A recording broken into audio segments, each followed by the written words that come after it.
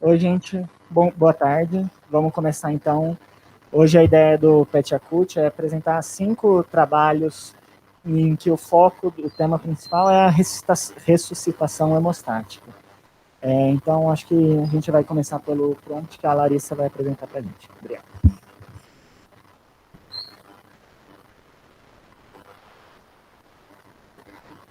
Então, gente, bom dia. Eu vou apresentar esse artigo que foi publicado no JAMA em 2013 e foi um estudo que avaliou prospectivo, multicêntrico e observacional que avaliou transfusão e transfusão maciça nos pacientes com politrauma grave. Existem diversas definições na literatura de transfusão maciça. Uma das mais clássicas, um pouco arbitrária também, seria mais do que 10 unidades de sangue ou concentrados em 24 horas.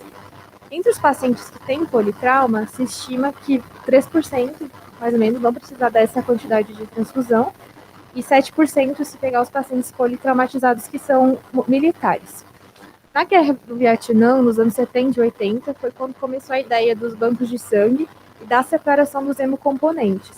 Essa questão da transfusão maciça ela era inicialmente definida a partir de 10 unidades de sangue total. Depois acabou sendo extrapolado para 10 unidades de concentrados de hemácias. Mas a gente sabe, e que eu até trouxe um modelo para ilustrar, que a coagulopatia do trauma, ela é precoce, um dos primeiros sinais é o alargamento do INR, e por isso a transfusão isolada só de concentrados de hemácias, ela não atua em toda a cascata dos eventos. Então, outros hemocomponentes, como plasma, plaquetas, são essenciais também para fazer o tratamento dessa alteração. Nos anos 2000, tiveram vários trabalhos observacionais que foram publicados, já mostrando uma associação entre menor mortalidade com aqueles pacientes que tinham proporcionalmente uma transfusão maior de plasma e de plaquetas. Aqui tem um estudo que foi feito com militares e mostrou justamente isso. O objetivo do nosso estudo foi, então, pegar esse banco grande de dados, né, com mais pacientes, e avaliar se a mortalidade intra-hospitalar ela seria reduzida se fosse feita a transfusão precoce de plasma fresco e de plaquetas, e se a variação temporal nessa proporção de transfusão também teria alguma influência nisso. Foi feita, então, uma coorte prospectiva em 10 centros nos Estados Unidos de trauma, nível 1, e foram incluídos aqueles pacientes que tinham mais de 16 anos ou que haviam necessitado transfusão de pelo menos um concentrado de hemácia nas primeiras 6 horas da admissão e também que tinham necessidade de um atendimento imediato, né, menos 15 minutos da admissão, uma emergência. Os critérios de exclusão foram basicamente aqueles pacientes que tinham falecido nos primeiros 30 minutos da admissão ou que tinham tido PCR por mais de 5 minutos, grávidas, gestantes, privadas de liberdade e grandes queimados. O desfecho, então, foi a mortalidade intra-hospitalar em diversos períodos de tempo. Eles selecionaram pacientes que tinham recebido só mais do que 3 unidades de hemocomponentes de transfusão para poder avaliar a proporção entre eles. E a análise da mortalidade ela foi feita nesses pacientes que receberam pelo menos 3 unidades ou naqueles que haviam sobrevivido pelo menos 30 minutos da admissão, né, que foi o critério de exclusão deles. Eles estimaram que eles encontrariam 1.200 pacientes, 300 que havessem necessitado de transfusão maciça, para avaliar uma redução de 50% na mortalidade, com mais plasma e plaquetas do que concentrado de hemácia, proporcionalmente, com um alfa de 5% e um poder de 80%. Na análise estatística, eles usaram um modelo de regressão de riscos proporcionais de Cox, usavam um tempo como variável contínua, e eles ajustaram, então, para a proporção das transfusões, para as covariáveis dos pacientes, para a variação entre os centros, e do momento da entrada do paciente no estudo. A análise de desfecho ela foi feita em 3 períodos de tempo, então nas primeiras 6 horas, depois 6 a 24 horas, depois de 24 horas a 30 dias, e foi vista também a proporção de transfusão em 3 grupos. Aqueles pacientes que receberam 1 para 1, que seria a alta proporção, e o padrão, que era 0,5, né, que era a referência, e um modelo intermediário. Dos pacientes avaliados para elegibilidade, foram 12.000, eles selecionaram 1.240, desses 1.240, foi na análise final incluídos 905, que eram aqueles que tinham recebido pelo menos 3 unidades de transfusão. A idade média dos pacientes do estudo foi 38 anos. A maior parte deles era de sexo masculino, tinha sofrido um trauma contuso. O ICS médio era de 25 entre os grupos, e os principais sítios de sangramento eram o abdômen e as extremidades. O tempo para receber a primeira transfusão foi de 30 minutos nos pacientes que receberam concentrado de hemácias, de 69 para plasma e 120 para plaquetas.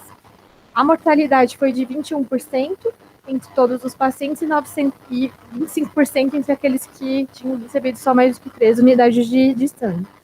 A mortalidade nas primeiras 6 horas, ela foi principalmente por choque hemorrágico.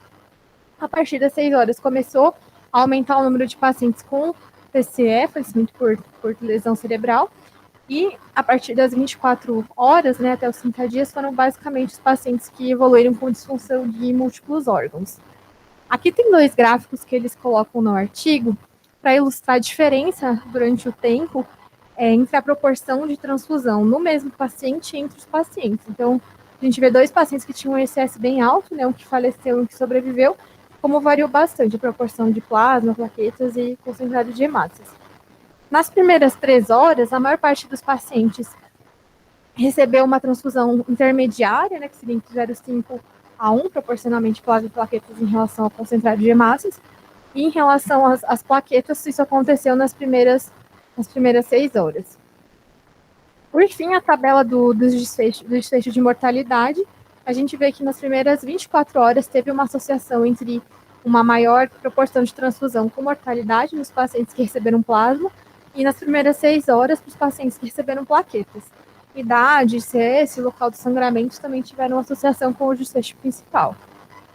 A conclusão dos autores é, então, que houve realmente uma associação entre a transfusão precoce de plasma e plaquetas em maior proporção nas primeiras 6 horas, com redução da mortalidade, mas na análise estatística isso não se manteve ao final dos 30 dias.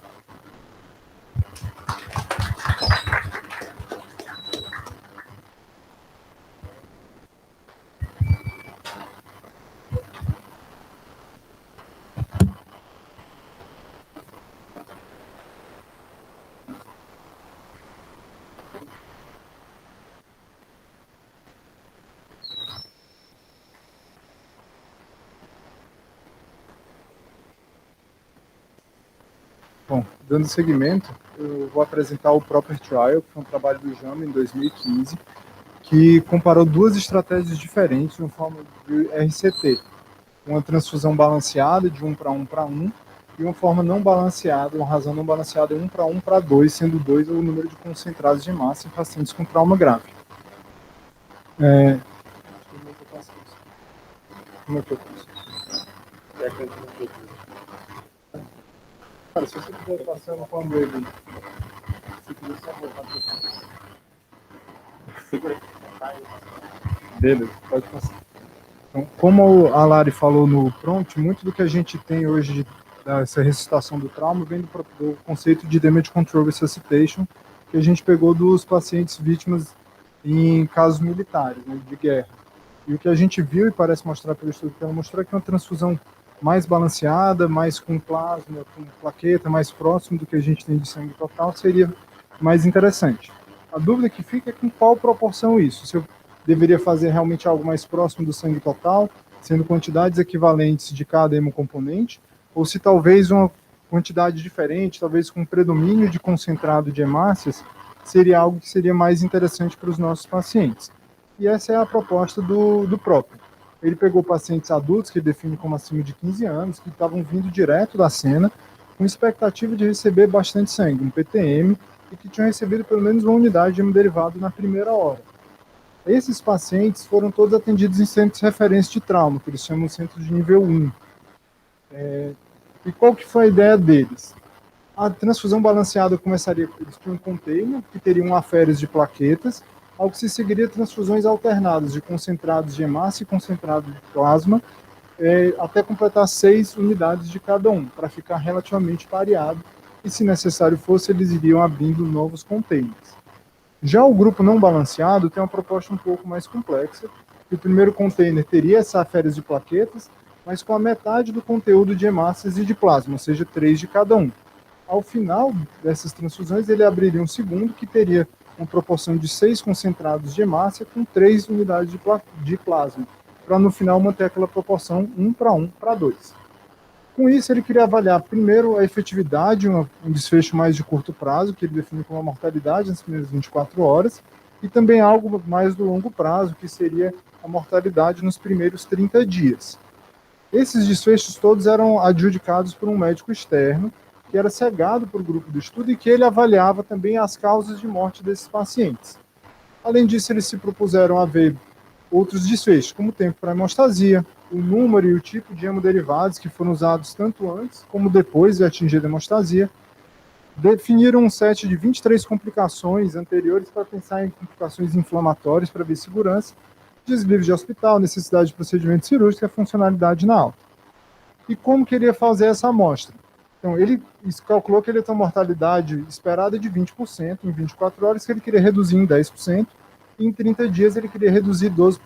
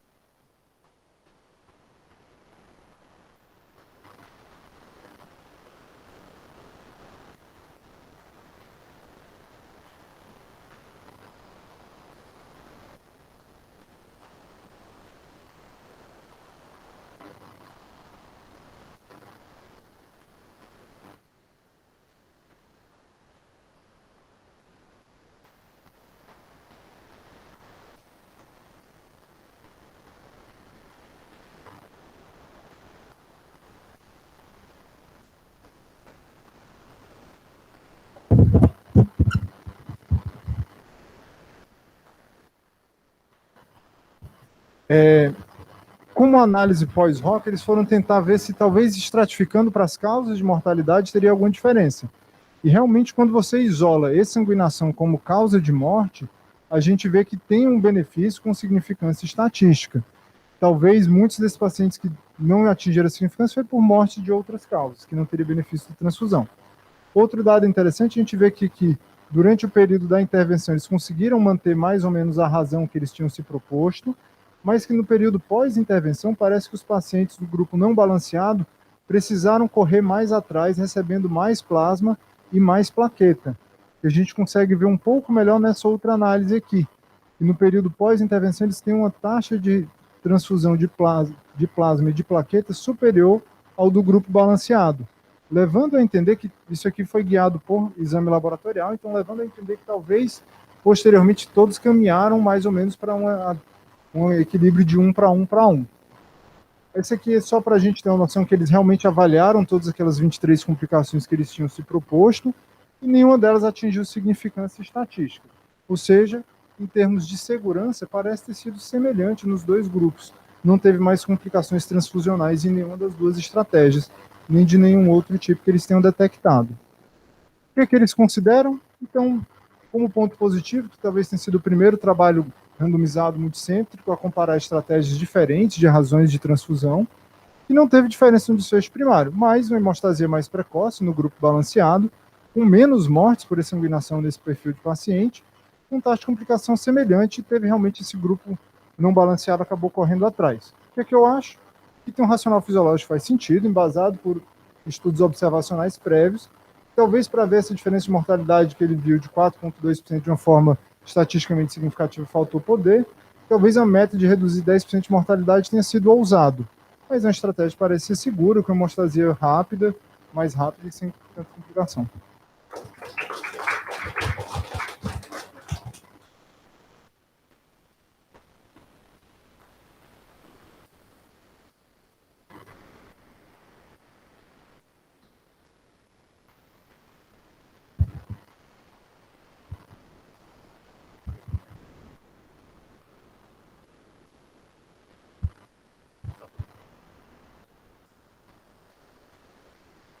Bom, primeiro, meu estudo é o Plasma First como estratégia para o tratamento do choque hemorrágico no transporte terrestre, que é o Combat Trial, e um RCT também. Então, até então, o que eles tinham aqui, até 1970, em 1970, desculpa, eles começaram a ressuscitação preventiva com plasma. No Iraque, em 2003, viram uma melhora de sobrevida nos pacientes que recebiam plasma ao invés de concentrado, com a ideia de interromper o ciclo vicioso de sanguinação, por conta da tríade letal.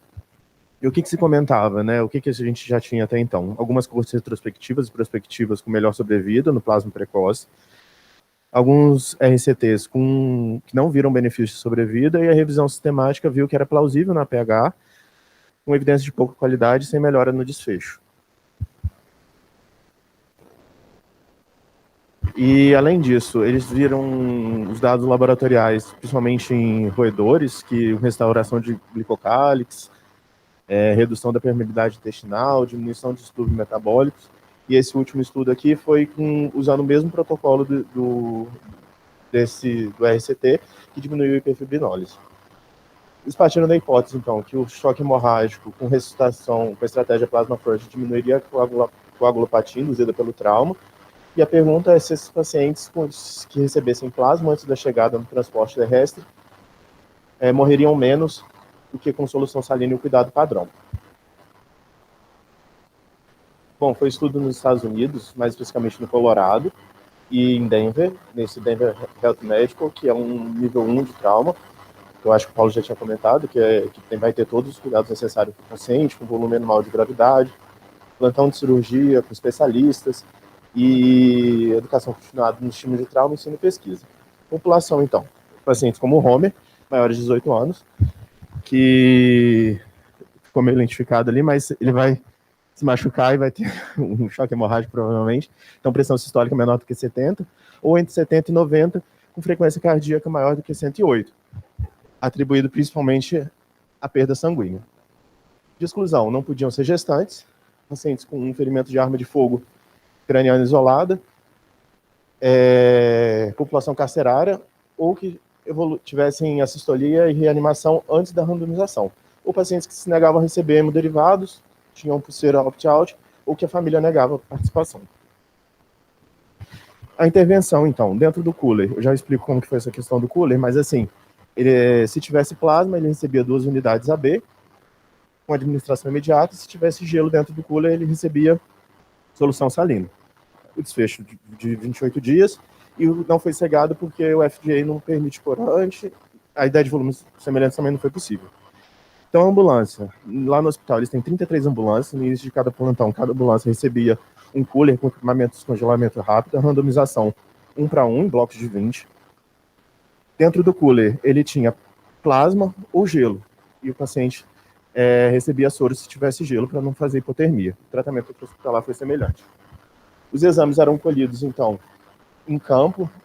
A tombolastografia tinha um time de profissionais lá para poder interpretar e fazer o exame. Na chegada na emergência, 2, 4, 6, 12, 24, 48 horas.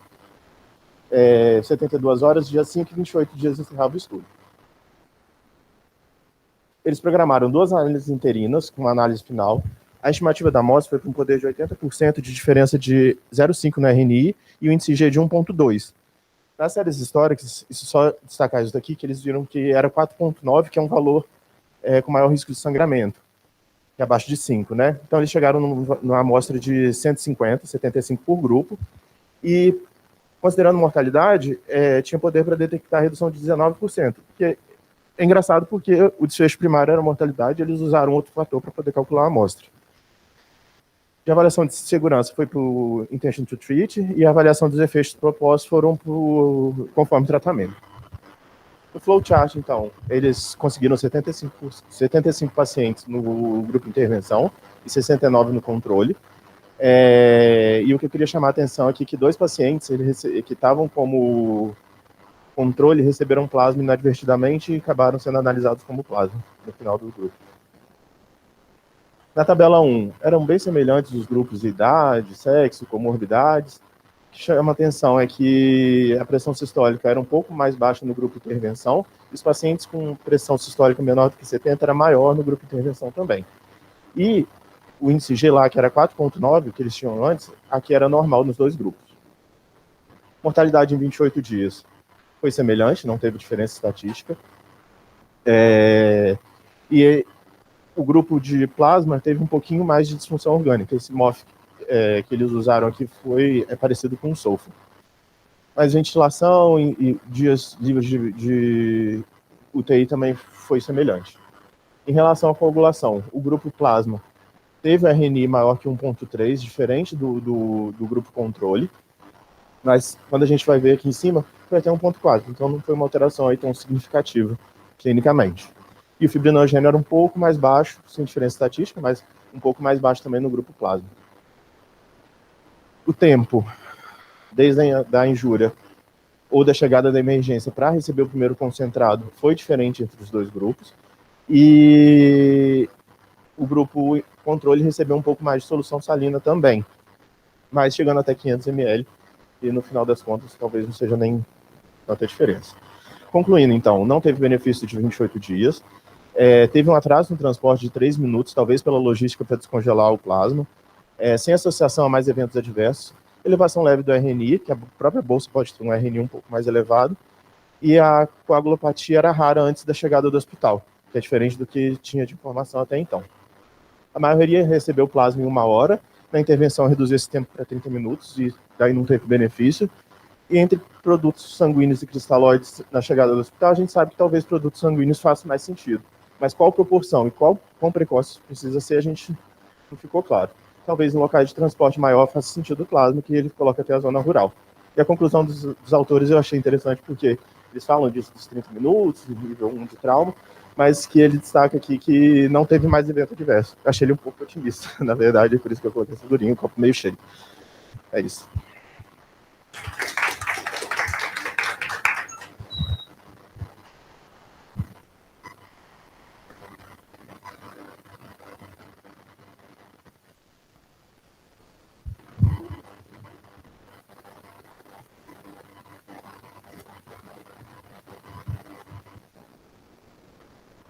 Meu nome é Stephanie, eu vou falar sobre um artigo publicado em 2018 no New England. Ele estava avaliando o uso do plasma no transporte aeromédico dos pacientes com trauma grave com risco de choque hemorrágico.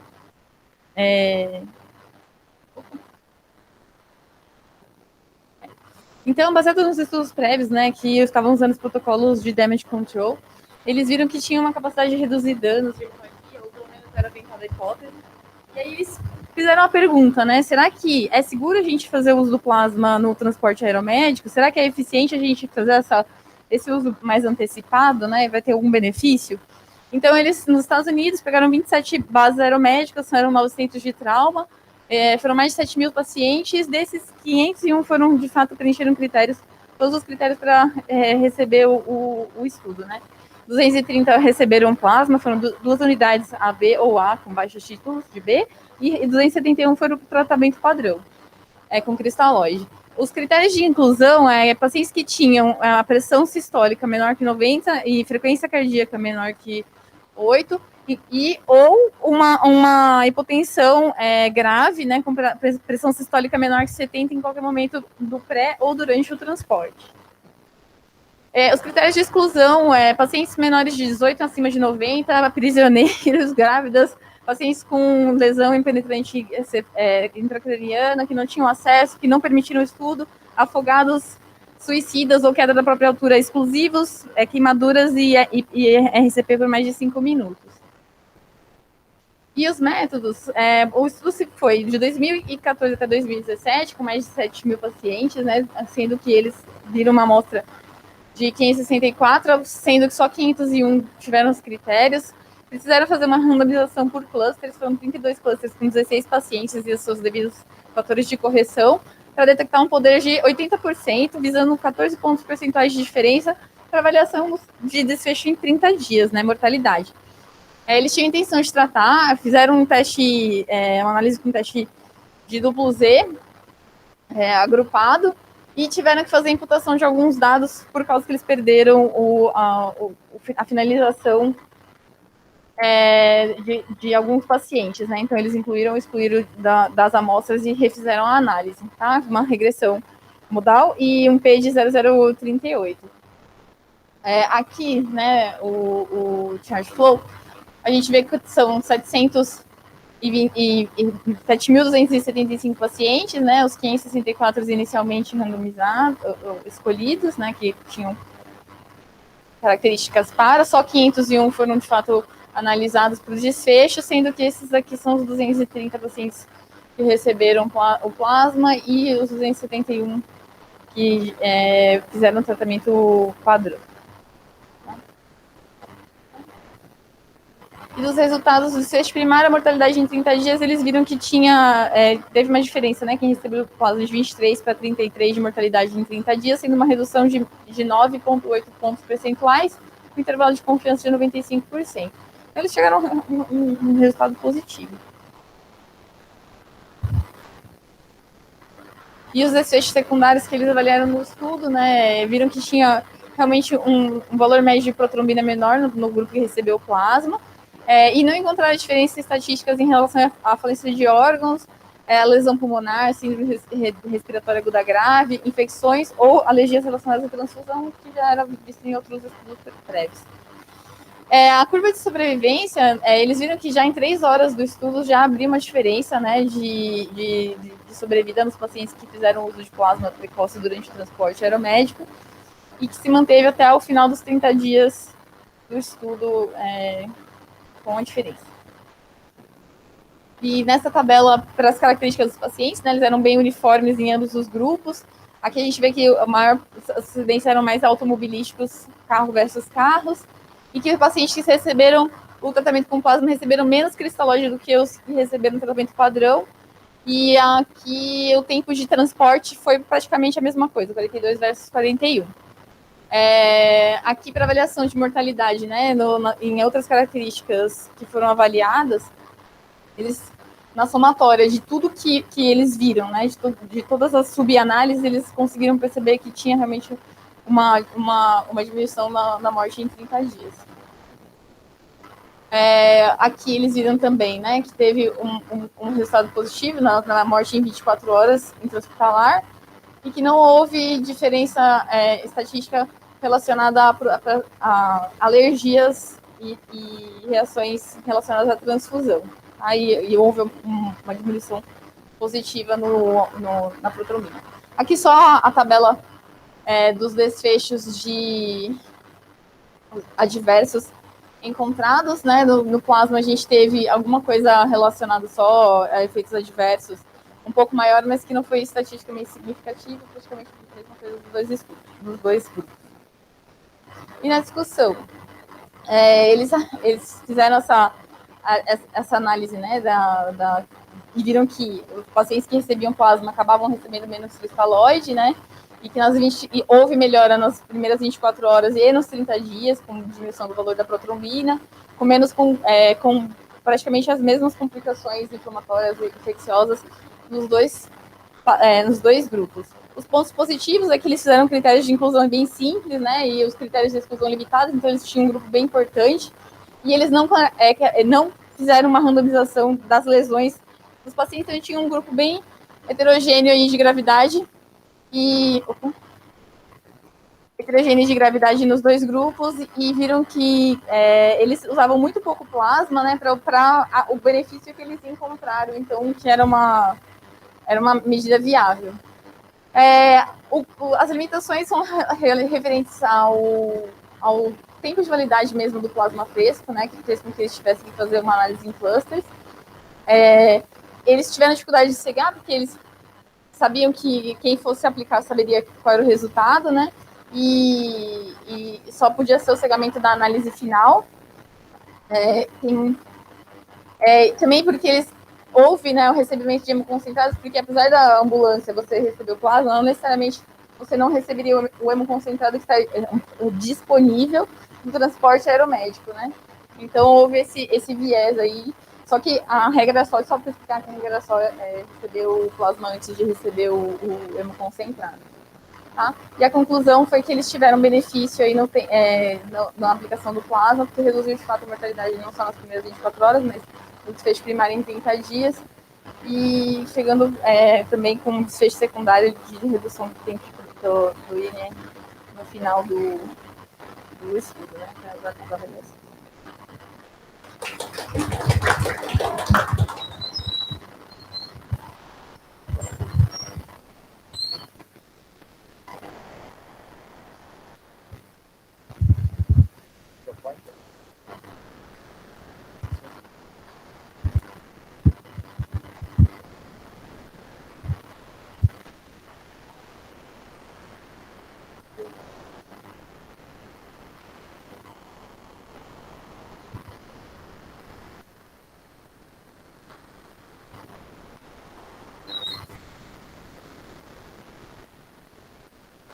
Boa tarde, meu nome é Ismael, vou apresentar o estudo REFIL, que foi um estudo que avaliou a ressuscitação com produtos sanguíneos nos pacientes no pré-hospitalar com trauma associado ao choque hemorrágico.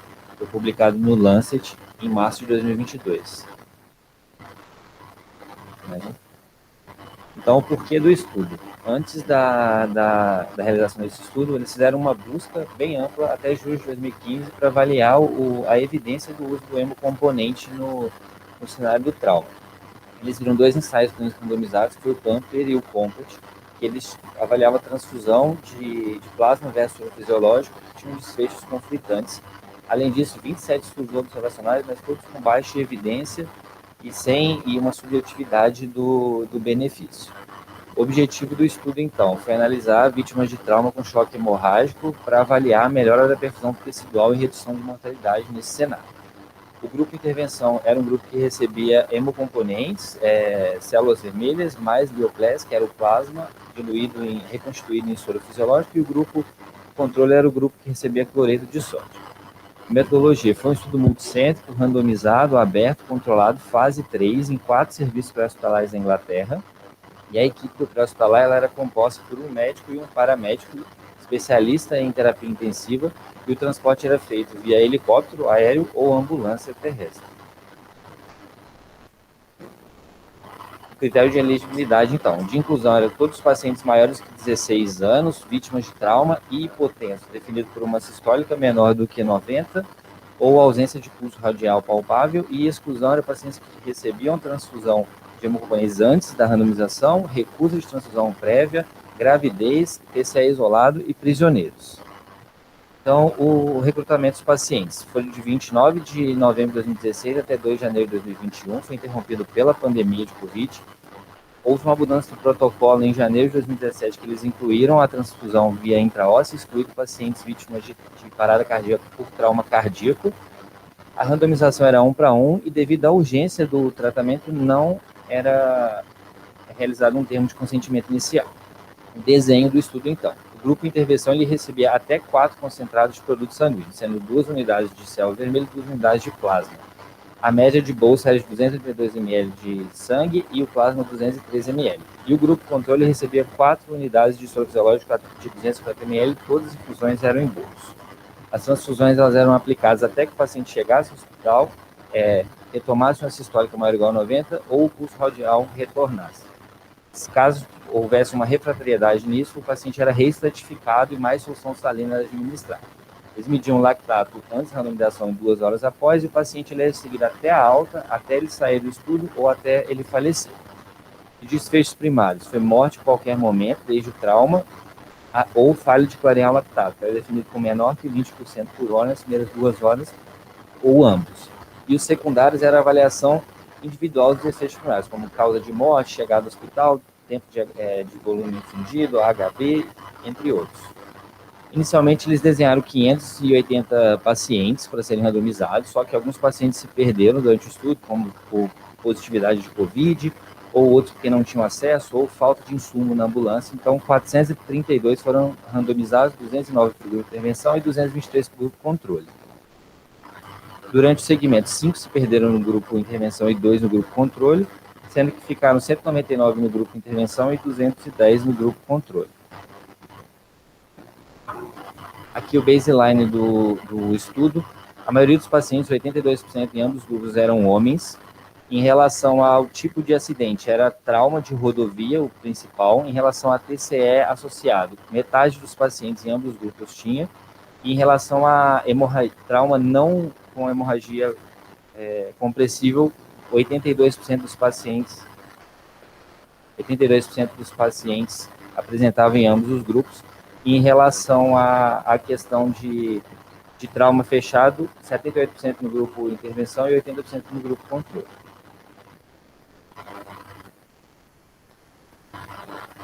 Aqui em relação na cena, os sinais vitais na cena, a sistólica de ambos os grupos era semelhante, 73. A escala de Como de Glasgow era 8 no grupo intervenção e 6 no grupo controle. E em relação à concentração de lactato, era muito semelhante em ambos os grupos. Em relação à análise estatística, todas as análises desenhadas do estudo foram no princípio intention to treat. O estudo ele fez um composto binário assim para um modelo de regressão binomial para adquirir um índice de confiança de 95%. Ele fez análises variadas sobre risco absoluto e relativo e também fez uma análise pós-hoc para avaliar algumas avaliações que eu vou falar logo adiante. Em relação ao desfecho primário aqui, foi bem semelhante em ambos os grupos, 64% versus 65%, sem significância estatística. Em relação ao tempo de chegada ao hospital, foi de 90 minutos no grupo intervenção versus 91, e em relação desde a randomização até a chegada ao hospital, 37 minutos no grupo de intervenção versus 35, todos sem significância estatística. Em relação à sistólica, a chegada ao hospital de 114 em ambos os grupos, a hemoglobina foi bem semelhante também entre ambos os grupos, e em relação à morte, tanto em 3 horas quanto em 30 dias, semelhantes nos grupos sem significância estatística. Essa figura aqui foi uma análise de subgrupo do desfecho primário, em que abaixo de 1 na curva priorizaria desfecho favorável para o grupo de intervenção e acima para o grupo controle. Todas as análises subvariadas aqui, tocando a linha do 1 sem significância estatística, então sem diferença entre os grupos. Em relação a eventos adversos, que foi a análise pós-hoc, ele coloca todos os sistemas separados, também sem nenhuma diferença significativa em relação a síndrome de desconforto respiratório, em relação a injúria pulmonar relacionada à transfusão, também não houve diferença entre os grupos, nem em relação às primeiras 24 horas do departamento de emergência subsequentemente. Então, de conclusão, foi um estudo que não mostrou superioridade com a ressuscitação pré-hospitalar com sangue versus o cloreto de sódio. As justificativas que os autores colocam que as equipes, comparado com a equipe do cenário militar, que era um cenário muito mais hostil, as equipes desse trabalho elas eram muito treinadas, então isso favorecia o benefício assim, de não ter tanto desfecho desfavorável igual tinha no cenário de guerra.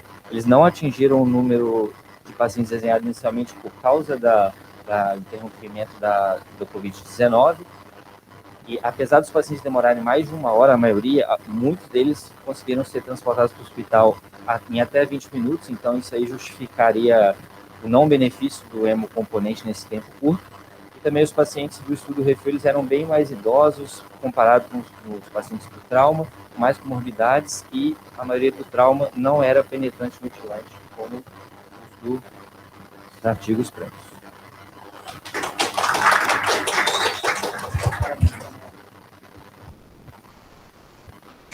E aí, gente? Quem que gostaria de dar uma sumarizada aí no que foi apresentado até agora?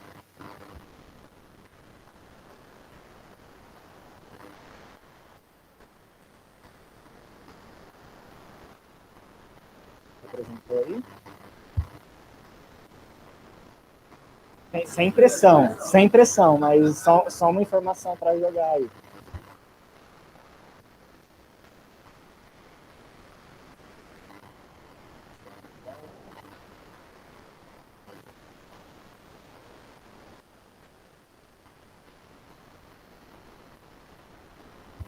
Pular na bomba, né?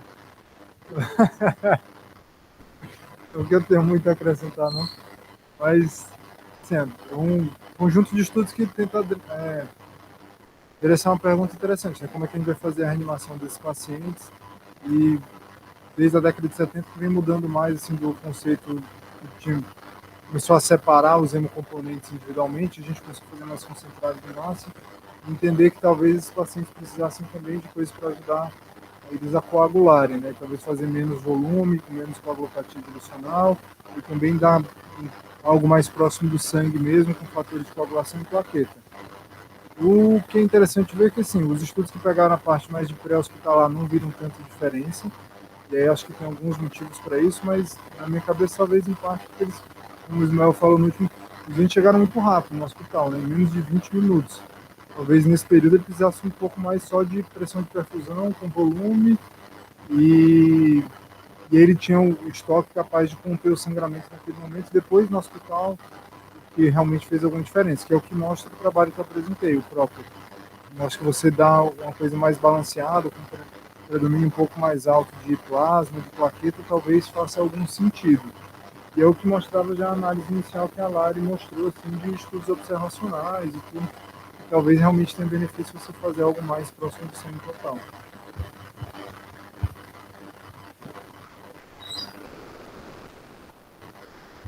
Acho que é meio que por aí mesmo, né?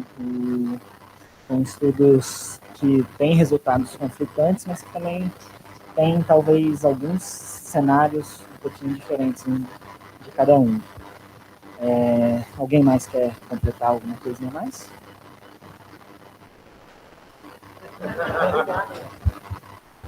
Eu concordo com o Paulo. O que ficou para mim foi que uma transfusão mais balanceada em pacientes que precisam de uma quantidade maior inicialmente faz sentido, tanto fisiologicamente quanto nos estudos que foi apresentado, né, observacional depois randomizado. E o pré-hospitalar, eu acho que é muito isso. Chegaram muito rápido no hospital, então talvez o benefício não tenha dado tempo de acontecer. Bom,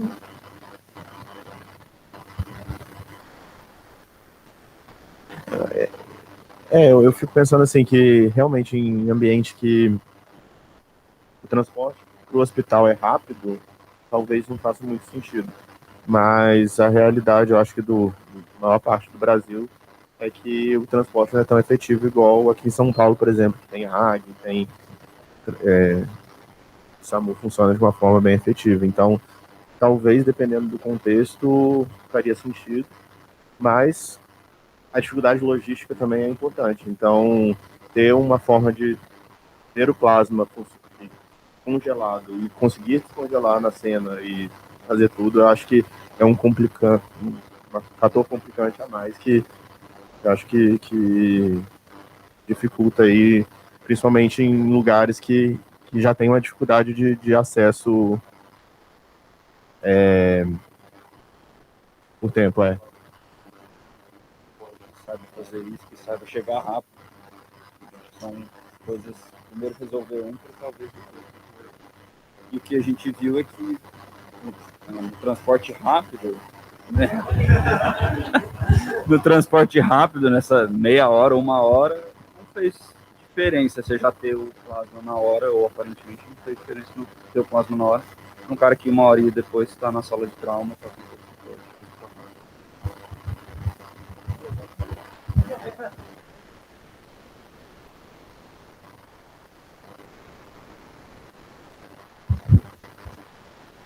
acrescentar algumas coisas.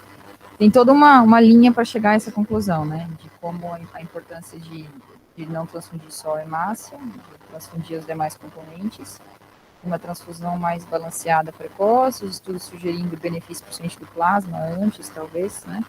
Muitos deles vindo de um cenário de trauma de combate, né? Que o tipo de lesão é bem diferente de trauma no cenário civil, assim, né?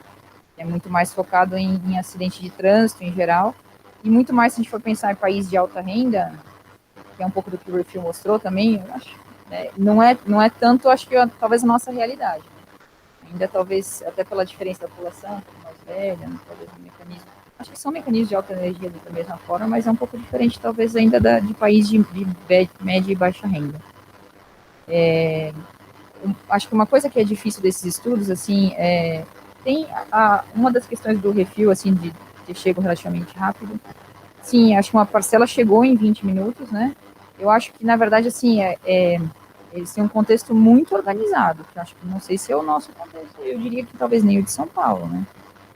Se a gente for pegar a média, eu estou falando aqui eu não saberia dizer esse número para vocês, mas a maioria não chega, isso é certeza. A maioria chega, acho que estaria mais para 40 a 1 hora, né? Que para choque hemorrágico é muita coisa, né?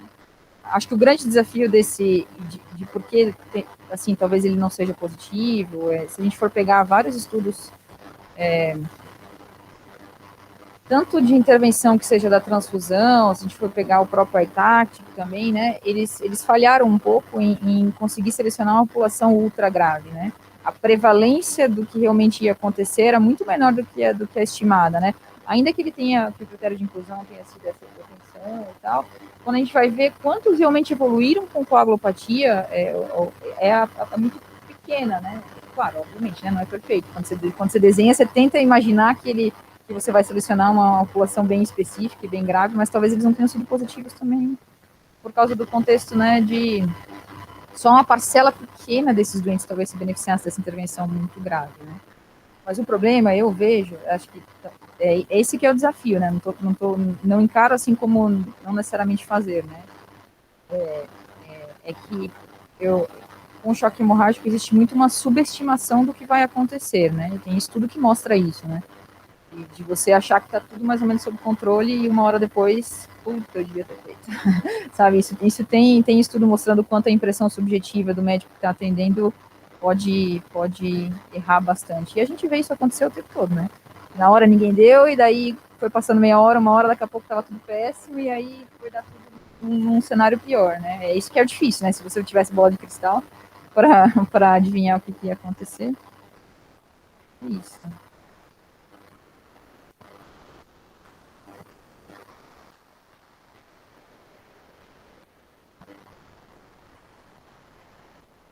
Aparentemente não, né? Pelo que a gente tem de estudo randomizado, né? Mas, de novo, né? Mesmo no AITAC, uma parcela pequena dos pacientes acabou evoluindo com coagulopatia, né? Então, talvez por isso, né? E também tem uma questão especificamente de estratégia guiada para trombo ou não, do tempo para a leitura dele, né? Que tem que ser meio que tempo real, enquanto você vai tendo a intervenção, porque você demora para rodar o trombo também, enquanto isso você já tem que estar fazendo as coisas, né? Então, em geral, o que é mais comum no mundo todo mesmo, ali ele fez no estudo porque uma parte era o que ele queria estudar, né? Em alguns estudos eles fizeram. Uma parte dos desfechos secundários era a coagulação e análise especificamente disso. Mas, em geral, o que você faz é transfusão balanceada, guiada por clínica e até controle de sangramento, né? Tipo, até centro cirúrgico, até fazer parar de sangrar. Depois que para de sangrar, você acaba guiando por um pouco de exame laboratorial, né? Inicialmente não. Entende, né? Não dá para deixar a ideia máxima que você vai colher o HB, vai estar 13, né? E a pressão é 6/2, né? Não tem como não. Porque às vezes as pessoas acham que só vai. Parece óbvio falar isso, mas realmente, quando você. É bom vocês pegarem os primeiros exames dos pacientes que chegaram com computação traumática e ver que o HB ainda está excelente, que a plaqueta ainda está normal, que, né? Em geral, é transfusão balanceada até controle de foco, depois mais focado em exame laboratorial convencional para alvos convencionais. Plaqueta de 50, INR de 1,5, às vezes até um pouco mais, se o foco controlado, né? Isso, esse a gente acaba tolerando um pouco mais. HB pelo menos 7 e fibrinogen de 150 a 200.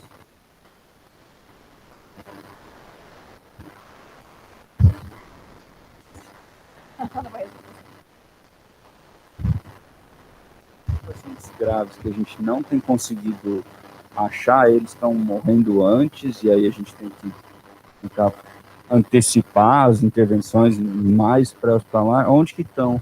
Ou os pacientes não estão tão graves assim quanto a gente acha que...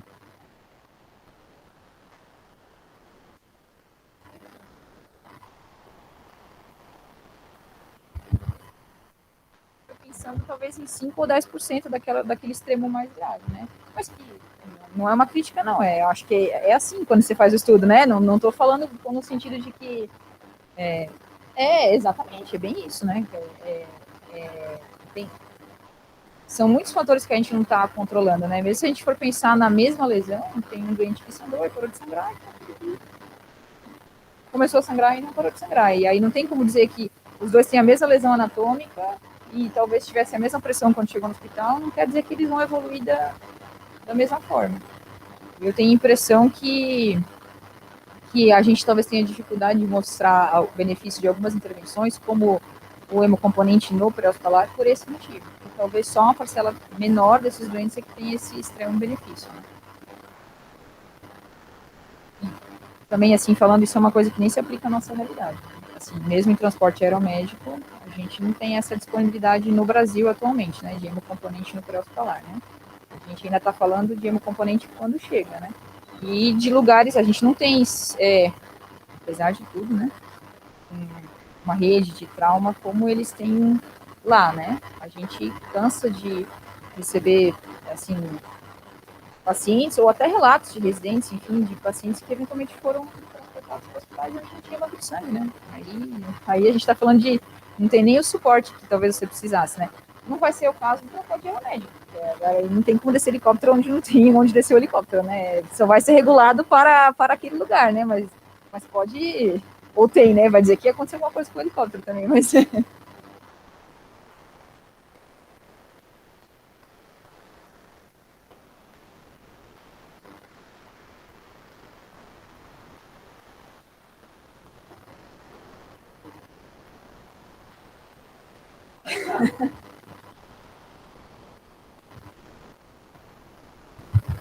Só também, assim, complementando, imagina, a sua pergunta, a gente, quando vai desenhar um estudo, qualquer estudo de qualquer doença que seja, a gente tem variáveis conhecidas e variáveis desconhecidas na doença. Então, por que um paciente com uma SARA grave, por exemplo, sei lá, 40% morre e os outros 60% não morrem? A gente sabe que, por exemplo, os dois pacientes têm uma relação PF lá abaixo de 100, mas tem fatores que a gente não sabe quais são, que levam um grupo a evoluir pior ou um grupo a evoluir melhor. Então, para a gente tentar selecionar os pacientes, os traumas hemorrágicos mais graves, a gente, como variável de sensibilidade, para sensibilizar isso, a gente tem a frequência cardíaca, a PA, às vezes a ABC score, tudo isso. Mas deve existir outros fatores que a gente não sabe quais são, que levam algum grupo seleto e menor a evoluir com coagulopatias, com outros problemas, e que não acontece com todo mundo. Se a gente soubesse exatamente qual é esse grupo, seria muito mais fácil a gente testar uma intervenção e ver só esse grupo. Infelizmente, a gente não tem como saber isso na hora. Assim, a gente tem que conversa. Nossa interpretação, isso é a nossa prática.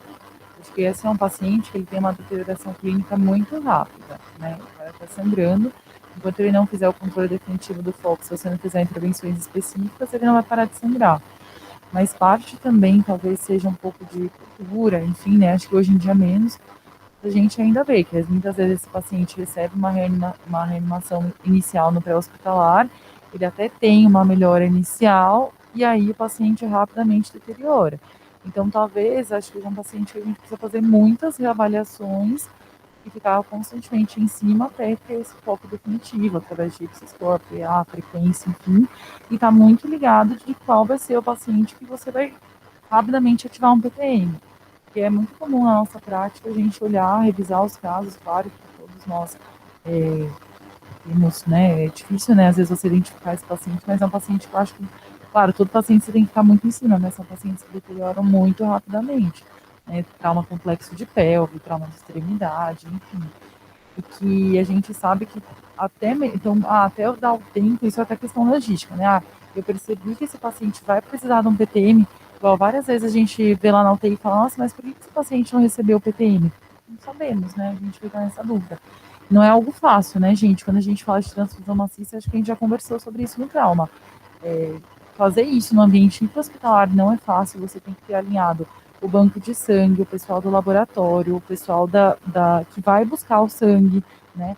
Tudo isso demora, o tempo do congelamento, então acaba que tudo posterga muito o tratamento do paciente, né?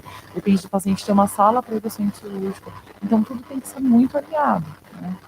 Então acaba que tem uma certa dificuldade aí no tratamento específico. E acredito que para o pré-hospitalar aqui, pelo menos na nossa realidade, assim, é muito difícil, né, gente? Porque se a gente às vezes não consegue oferecer isso nem no intra-hospitalar, acho que no pré-hospitalar é muito, muito difícil, né?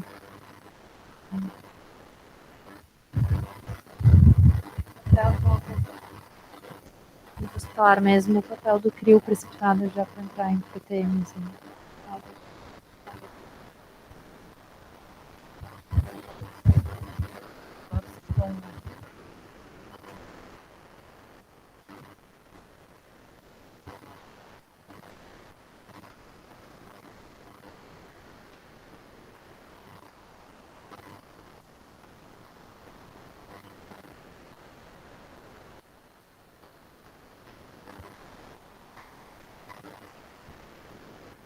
Pronto, isso.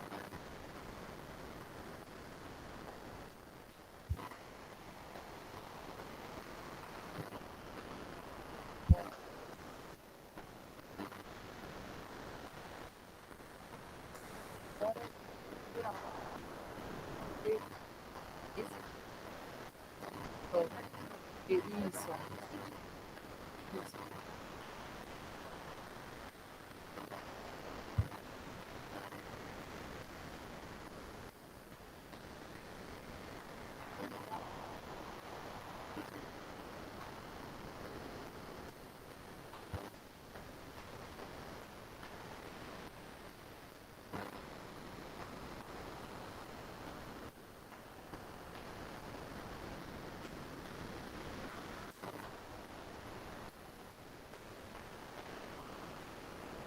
Tá, sim.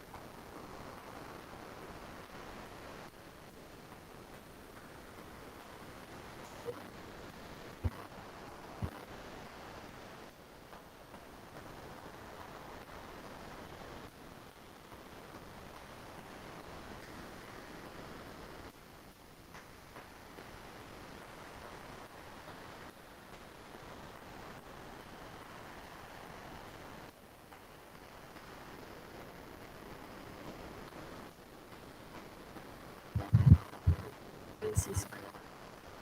Dado que a gente percebeu que o subgrupo mais grave nos estudos é pequeno, como é que você pensa em desenhar um estudo para avaliar esses pacientes mais graves?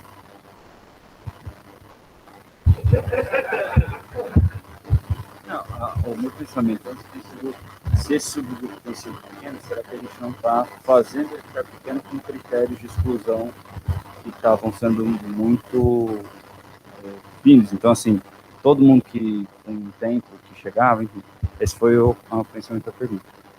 Agora, como fazer com um subgrupo muito pequeno?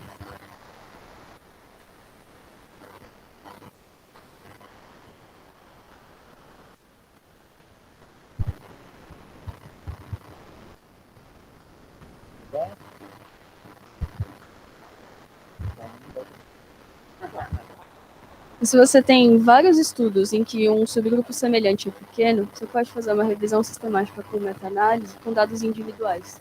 E você cria os critérios de inclusão, você agora entendeu quem é esse subgrupo mais grave e compila os dados de modo a encontrar, talvez, aí uma sugestão de resposta. Isso é importante porque se a gente resolve agora desenhar isso e critérios bem estritos de gravidade, quanto tempo a gente vai demorar para recrutar 100 pacientes gravíssimos? E aí, nesse sentido, uma revisão sistemática com meta-análise com dados individuais pode fornecer informações interessantes.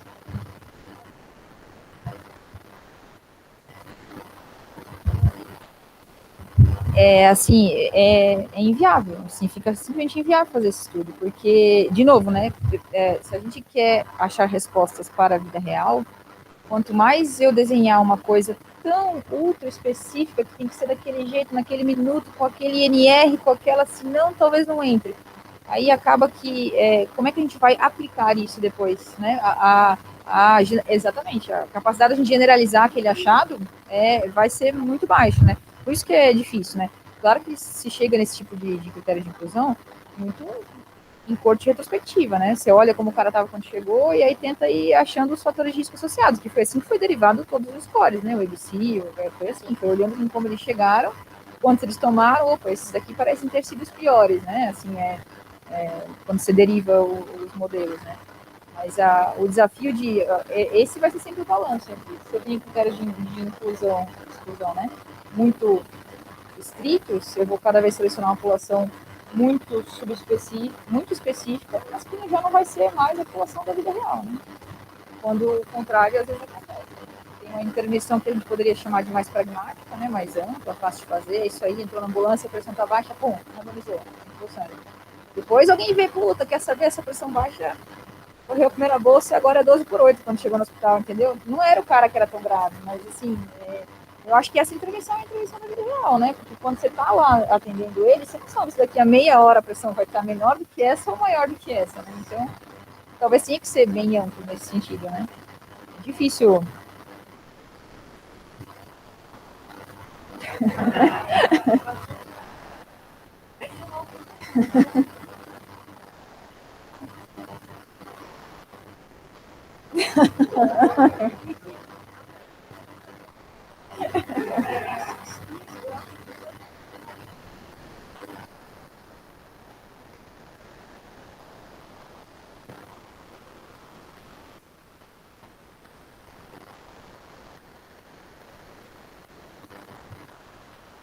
Pacientes não conseguem tratar.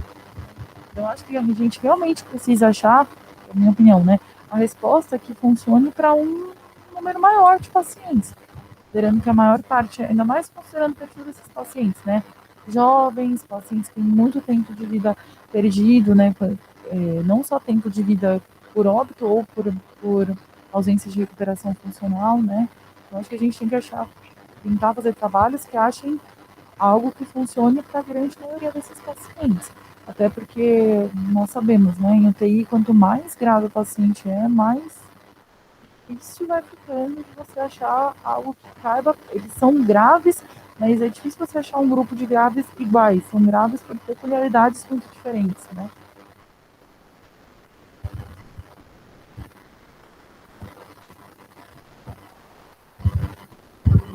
Porque o Roberto falou, pô, já tem um monte de coisa que eu faço. Eu queria que uma medida só única vai ter 10% de redução de mortalidade. Me parece meio demais, assim. Talvez se a gente fizesse coisas mais realistas, e eu não sei se eles têm condição também de fazer com esses bancos de dados que tem lá fora, um estudo um pouco maior, né? A maioria dos estudos que a gente tem é 500 pacientes, que talvez não vai ser suficiente para você ver uma redução menor, mas que seria significativa. Né? Reduzir 5%, talvez isoladamente, é bom. Não é tudo, mas é negativo, né?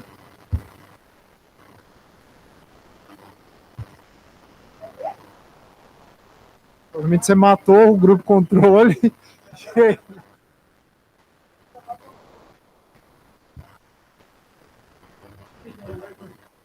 Às vezes até em pré-hospitalar, pode até ser que a gente tivesse efeitos um pouco maiores mesmo, mas ainda assim 10% parece muita coisa, só baseado na reanimação, né?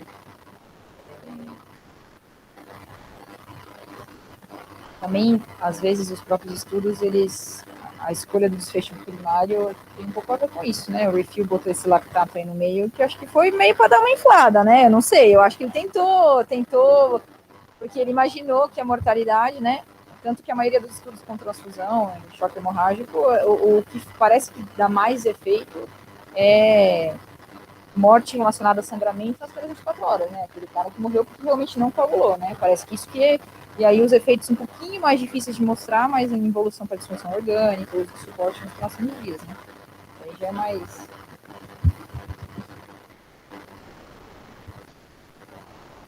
Não, é que isso eu acho que é o mais imediato, né? Mas a gente imagina que o cara mais bem reanimado inflame menos, né? Faça menos ira, talvez use menos droga por menos dias, ou faça menos SARA. Essa é a especulação, né? O cara vai inflamar menos e talvez ele use menos suporte.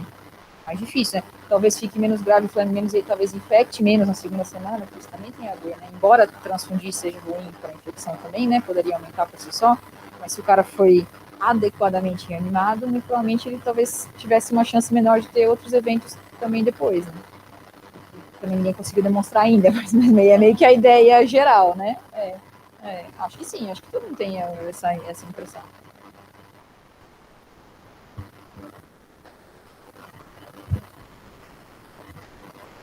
Por isso que eu digo que às vezes a seleção do tipo de doente, né? Assim, se, exemplo, agora não estou chutando aqui, não lembro no review se a maioria era acidente doméstico de menor intensidade, com pequenas quedas, com rodovia. Então não é nem tanto. Deve ser mais carro do que moto, eu acredito, né? Muito mais automóvel pequeno do que moto. Aqui a gente tem muita moto, ainda é um pouco mais moto.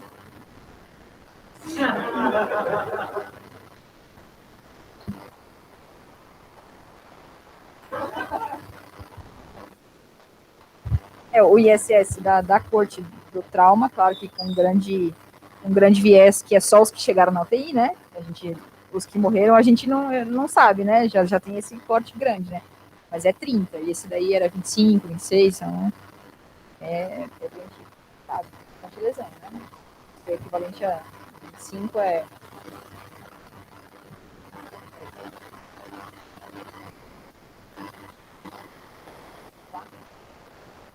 Três em 2, né? 4 em 3. No IS. O tipo de lesão que levaria a esse ISS.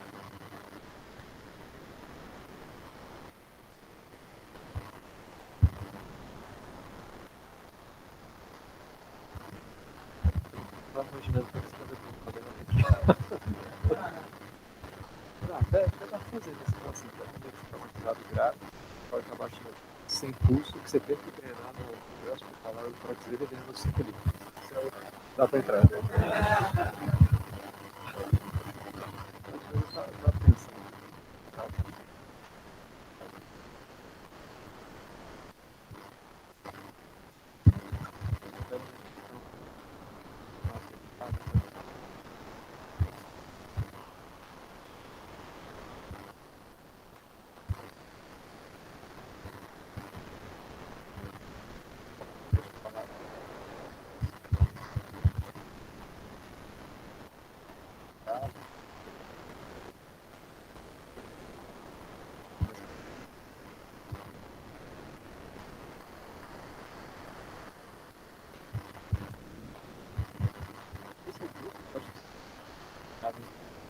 O de plasma talvez sangrasse mais. Né? Só pra ter uma ideia, né? Você sabe como funciona?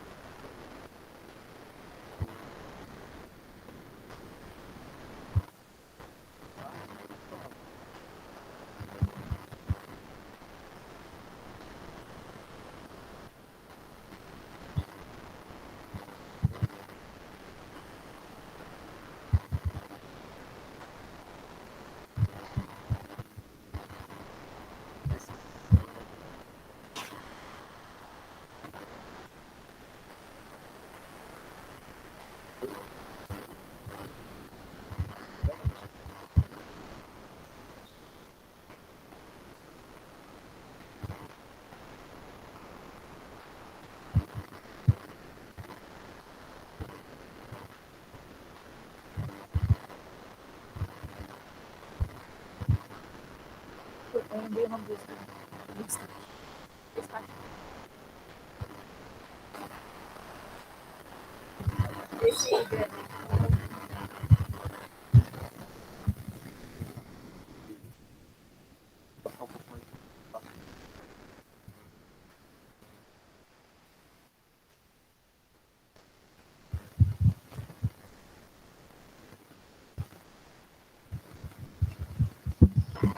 Acho que é isso, então. Obrigado a todo mundo. Obrigado, Roberto, Ana Clara, diaristas da UTI do Trauma também pela participação. Valeu.